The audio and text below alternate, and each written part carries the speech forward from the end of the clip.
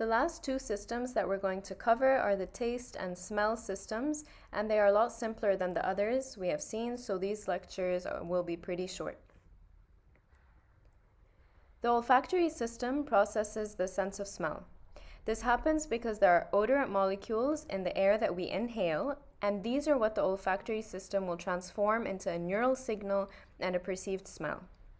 It is actually a very powerful system because we can detect up to 1 trillion distinct odors due to the presence of 400 different types of receptors that can identify them.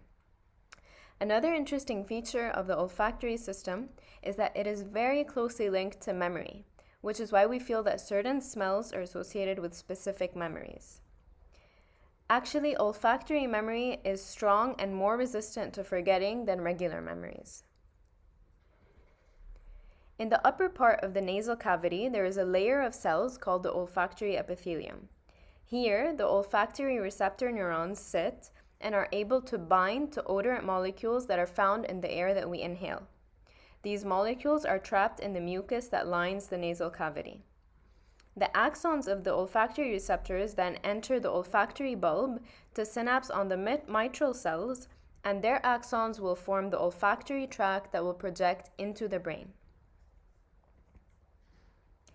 This is the pathway of olfactory information to the brain. As I said, the odorants bind to the membrane receptors that are found on the dendrites of the olfactory neurons, and then this message passes on to the mitral cells.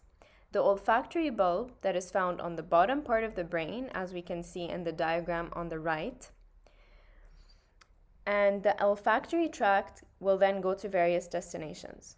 So one of them is the primary olfactory cortex, which is found in the upper part of the temporal lobe. Olfactory information also goes to the hippocampus, which is also in the temporal lobe and is responsible for memory. And this is why there is a strong connection between smells and memory.